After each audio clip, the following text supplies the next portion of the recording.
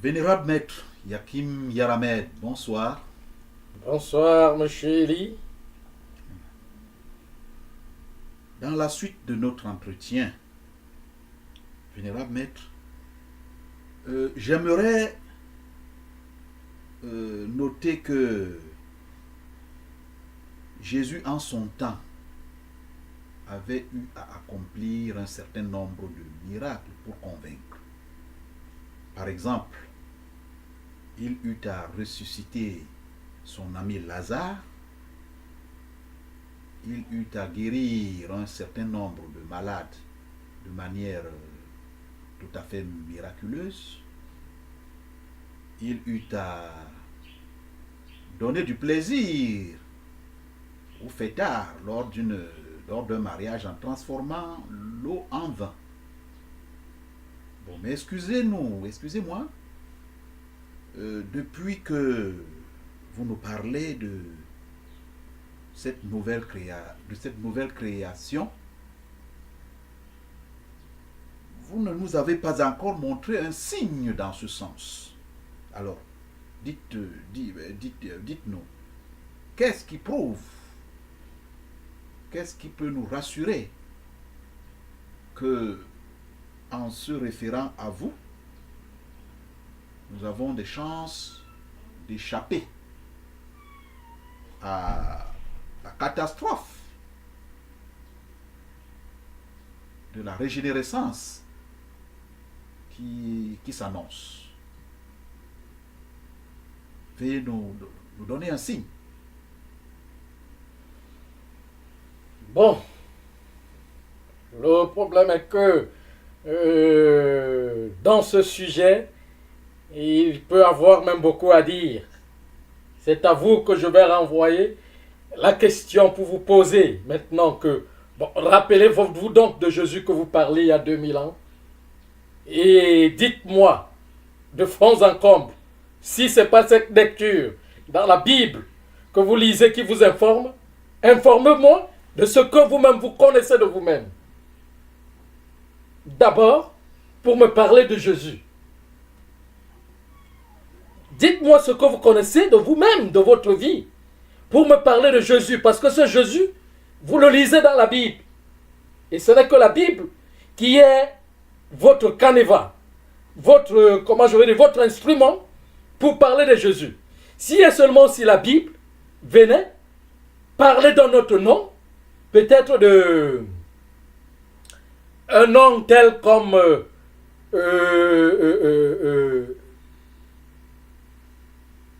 comment je peux appeler dans notre nom, c'est ce nom que vous serez en train de réciter. Donc ce que vous faites là, c'est de la récitation d'abord. C'est qu'il faut comprendre. Vous ne connaissez pas. Vous savez, il y a une chose, je ne veux pas blesser les cœurs. J'entre dans le jeu pour vous parler de ce que vous connaissez, avec les noms que vous connaissez. De ce qui est. Hein? Mais je n'entre pas pour dévoiler la manipulation. Je suis là pour enseigner. Pour parler des choses réelles. Vous voyez un peu. Voilà. Quand on dit qu'on connaît quelque chose, il faut le savoir à partir de la source. Si quelqu'un parle de Jésus et qu'il connaît que Jésus a existé il y a 2000 ans, cette personne doit démontrer qu'il a été là il y a de cela 2000 ans. Mais personne d'entre vous ne connaît pas ce qui s'est passé même il y a un siècle. Si et seulement si on ne le rédige pas. Vous pouvez donc me dire qu'est-ce que vous pouvez me parler des rédacteurs. Est-ce que les rédacteurs produisent la même histoire ou bien produisent l'histoire réelle? Je ne sais pas si vous me comprenez. Bon, maintenant, en parlant du vif du sujet, la loi, personne ne peut violer la loi de la création. Jésus n'est pas abracadabra ou la séduction. Ça veut dire que les tours de magie où on sort des choses avec des mouchoirs. Hein? Autour des livres magiques de la petite personnalité mortuaire. Vous voyez un peu? Non, ce n'est pas de ce Jésus-là que je ne parle pas de Jésus des enfants dans la mémoire. Je ne parle pas de Jésus de la lecture des livres. Vous voyez un peu? Si et seulement si je prononce même, je parle même de ce nom Jésus, c'est pour apporter la conciliation. Vous voyez un peu? La Bible est un code cosmique. La Bible parle seulement de l'âme. La Bible parle des âmes, de la vie des âmes. Jésus, attendez, je ne sais pas comment je peux vous expliquer cela. Jésus se retrouve au niveau des âmes. Le corps supérieur, le corps électromagnétique agissant, comme je vous ai dit. Vous voyez un peu. Maintenant, dans le langage, tous les langues sont sacrées. Vous voyez un peu. Et ce sont des reporters de la sagesse qui ont produit les langues. Je vais vous prendre l'exemple. Disons, en français, le mot amour. Amour contient deux mots hébreux. Am et Our. Am veut dire présence et Our veut dire feu en hébreu. Bon, maintenant, quand les anciens, dans la langue pédagogique de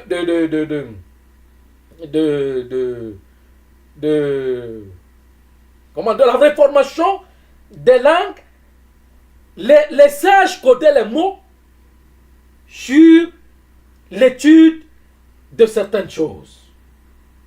Je ne sais pas si vous comprenez ce que je suis en train de dire. Maintenant, dans la tradition veut dire quoi? Tradition veut dire lecture des cosmos, la cosmogonie. Vous voyez un peu? Dans la tradition, maintenant, le mot miracle est le pluriel du mot oracle. Il y a aura et clé. Aura veut dire quoi? Veut dire lumière. Et clé veut dire secret. Mira, dans le langage sacré, dans le langage hiéroglyphe, mira veut dire miroir, âme. Et clé veut dire secret. Vous voyez un peu? Donc, ça veut dire que ça parle de la vie secrète. Cette vie secrète qui veut dire mystère, vie des âmes. Vous voyez un peu? Bon, à ce niveau, quand vous venez à la première essence, vous allez comprendre. Vous m'avez compris là maintenant comment je vous ai dit, parler du nom Mbok et Mbok. Où ça n'a aucune signification si et seulement si on ne prononce pas ça dans la langue, dans les mots clés du hiéroglyphe, d'une ça. Vous voyez un peu. On va dire tout simplement Mbok. Ça n'aura aucune signification. Mais quand vous verrez dans le sens du mot, vous trouverez, il y a un enseignement dans les mots. Les mots cachent. L'enseignement cache des choses que des sages ont bien classées dans le langage. Maintenant, quand on explique ça, miracle veut dire quoi? Donc, sur le plan, sur le plan de l'école des enfants, miracle veut dire quoi? C'est-à-dire que Jésus n'a pas ressuscité Lazare, il n'a pas transformé l'eau en vin, il n'a pas... Lazare veut dire l'électricité. L'électricité. Avec la main magnétique. Main, en ça, veut dire imam. Et main magnétisée. Main veut dire âme, imam, mystère. Quand on parle de la main, dans la Bible, veut dire âme.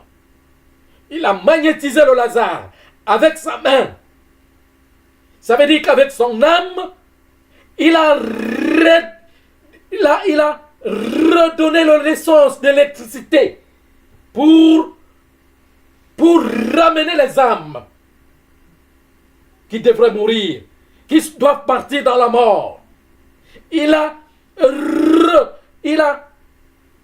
redonné naissance et régénérer l'électricité en lui, dans son corps animique, pour reprendre les âmes, pour mettre les âmes dans le tourbillon magnétique, pour les ramener vers lui. L'électromagnétisme. Je ne sais pas si vous comprenez ce que je suis en train de dire. Laser veut dire l'électricité. C'est le laser. Ça voudrait dire que c'est tout le monde, tous ceux qu'il a eu à sauver, qui forment, qui sont concernés par le récit de ce miracle. Bien sûr, son électromagnétisme magnifiant, ça veut dire qu'avec sa main, son âme a ramené l'électricité en vie, a produit l'électricité pour que les âmes reviennent dans l'électromagnétisme. Et qu'en est-il donc de l'eau qui a été transformée en vin? Si mes souvenirs sont bons, je crois que c'est même le premier miracle public. L'eau qu'il transforme en vin lors des noces. Oui, à quoi est-ce que cela se rapporte? Monsieur Élie, je vous ai dit que l'eau c'est Dieu. J'ai dit ça quelque part dans les vidéogrammes. L'eau, c'est l'essence de la vie. Vous comprenez ce que je suis en train de dire? Hein? L'eau, c'est l'essence de la vie. Et transformer de l'eau en vin, c'est toujours l'électricité. L'ivresse, l'éveil de la conscience. Pour traverser la peur du chaos.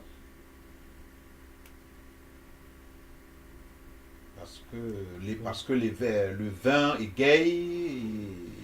C'est l'éveil de la conscience, c'est l'émerveillement. L'éveil de la conscience. Quand la nouvelle personnalité naît en soi, on est émerveillé. On entre dans l'oubli et on fait le vide, le sommeil magnétique. On dit que le petit humain est tourbillonné. Est tourbillonné par sa côte, sa femme, à l'intérieur. La Bible est un code cosmique, monsieur Eli. Vous ne comprenez pas. Bon, si nous poursuivons, Vénérable Maître, dans la même lancée, je voudrais bien avoir des éclairages sur certaines prises de position émanant toujours du même vous permettez que je puisse appeler Vénérable Maître Jésus? Bien sûr, il n'y a pas de problème. Émanant du même Vénérable Maître Jésus, il dit quelque part dans son enseignement que si on vous gifle sur la joue gauche, présentez l'autre joue pour qu'on continue. Bel ouvrage des gifles. Bon, ça vient de lui. Il poursuit plus loin sur le plan sociopolitique quand il dit « Donnez à Dieu ce qui est à Dieu, à César ce qui est à César ». Ou encore ailleurs, il dit « Mon royaume n'est pas de ce monde ». Pour marquer, je suppose que c'est pour marquer la démarche, pour marquer la séparation entre peut-être la vie politique et le côté spirituel.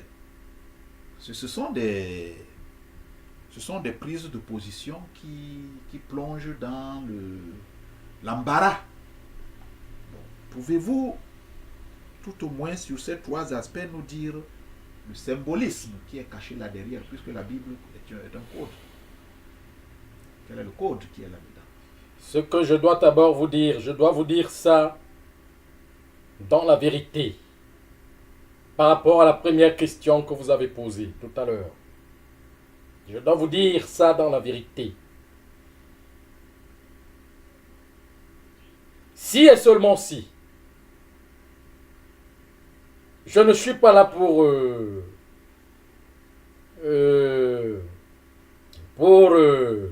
contourner la loi. Mais c'est pour que la loi soit accomplie. Mais je ne peux pas entrer dans la manipulation pour désigner quelque chose, pour confirmer quelque chose, parce que la chose a été écrite dans la Bible, parce que ça vient dans la Bible, parce que c'est dans la Bible. Je vous ai dit que le maître ne peut pas violer la loi.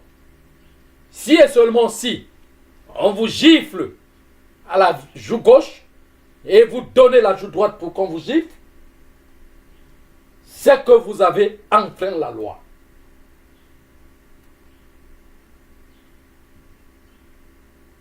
Je suis en train de vous le dire. Ce que prévoit la loi. Si vous donnez, si on vous gifle la joue gauche, soit vous vous défendez, soit vous laissez. Si et seulement si vous n'êtes pas encore capable de laisser, vous vous défendez. Vous rendez la gifle. Vous ne pouvez pas avoir la maîtrise. La maîtrise, c'est le maître. Vous voyez un peu. La maîtrise, c'est le maître. Bon, mais dans la loi, dans l'enseignement, si vous avez un enseignement, une discipline qui vous permet de laisser la personne, vous laissez. C'est ce que moi je peux dire, donner comme conseil. Mais le maître ne peut pas dire que si et seulement si vous donnez, on vous gifle la joue gauche, donnez la joue droite. Vous voyez un peu. Ça, ce n'est pas les paroles de sagesse.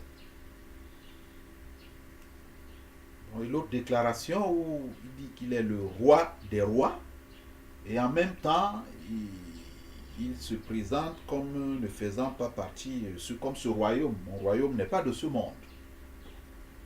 Alors, le roi des rois, c'est peut-être... C'est pour quel monde le roi des rois? Monsieur Elie, nous sommes où? Nous sommes dans le monde physique. Donc, le monde physique, il est ignoré par le monde. Il est ignoré par Dieu. C'est lui qui l'a créé. Hein? Est-ce que le monde physique est ignoré par Dieu? Donc, ce n'est pas un monde? Vous voyez un peu. Bon, maintenant, ce qu'il faut dire, c'est quoi? C'est que le plus important pour la création, c'est les âmes. Les corps sont pour l'expérience. Pour des expériences. Et puis les corps, à un moment, vont partir. Vous comprenez un peu? Voilà. Les corps étant donc les couvercles des âmes, étant des vêtements des âmes, ont un règne inférieur. Sont dans le règne inférieur. Mais ce règne est contrôlé par la loi. Ce règne est contrôlé par Dieu. Pour faire développer l'esprit qui est encore dans l'immaturité. Parce que c'est l'esprit qu'on appelle le spirituel. Vous voyez un peu? C'est ça. Et maintenant, quand le maître parle du règne, de lui son règne, Lui, son règne, ça veut dire le règne conscient. Parce que le maître est conscient. Un règne conscient. Sur le monde physique. Sur le monde physique. Mais quand je vous parle du corps électromagnétique, c'est un corps physique.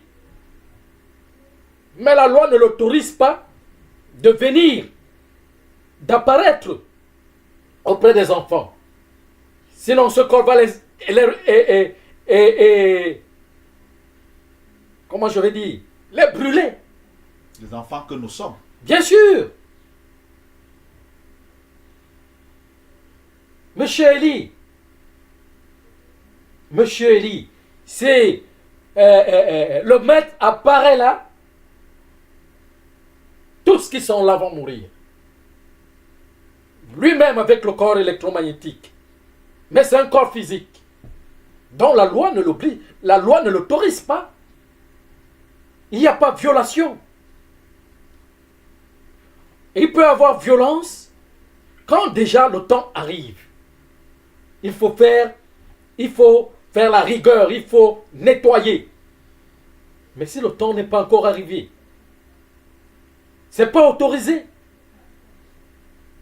Mais déjà l'énergie du maître, si le maître commence à envoyer son énergie, les corps vont commencer à trembler.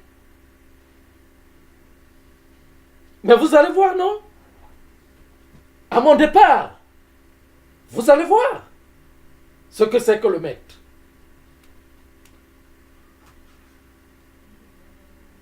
Donc quand les enfants sont dans l'expérience, le corps glorieux doit se retirer,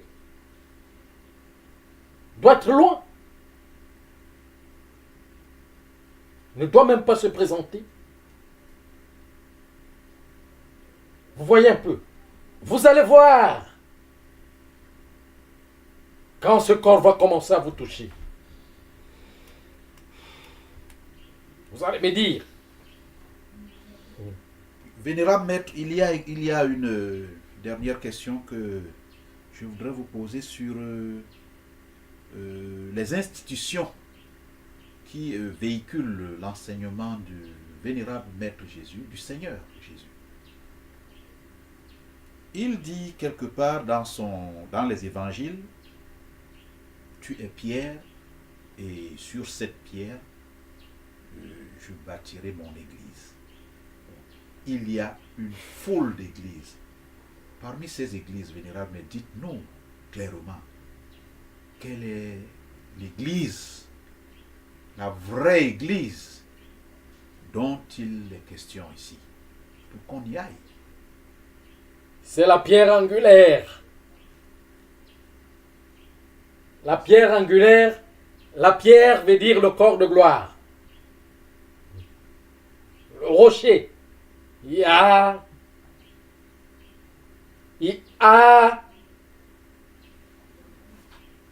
C'est ça, le rocher.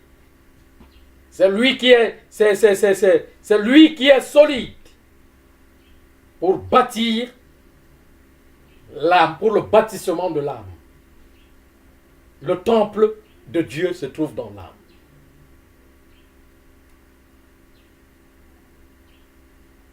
Et quand on dit Dieu, c'est l'ensemble. C'est un seul temple, c'est une seule église. Une seule église. Quand je dis une seule église, veut dire quoi? Veut dire le rassemblement de toutes les âmes autour de la canne sacrée. La canne de Moïse. La canne de Mohamed dans la Kaaba. C'est ça. Le corps de gloire. C'est de ça que je vous parle. C'est de ça qu'il est question. La bonne nouvelle du royaume, c'est le corps de gloire. Quand vous allez voir ce corps, ce sera la fin. C'est ça qu'on appelle la bonne nouvelle. Par les livres que vous allez lire. Depuis que vous lisez ces livres, depuis très longtemps que vous les lisez, qu'est-ce que vous avez fait pour le relais du partage, pour le rassemblement, pour l'amour éternelle.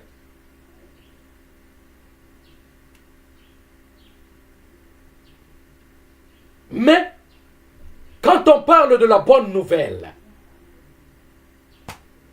ce n'est pas le stigmate, c'est le corps de gloire. C'est ce que je suis en train de vous dire. La bonne nouvelle du royaume.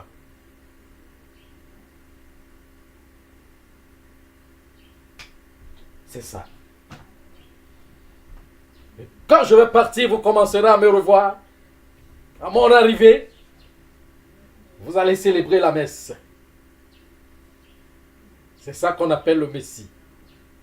Le rassemblement. Je ne sais pas si vous comprenez ce que je suis en train de dire. Nous vous suivons, vénérable maître. Voilà.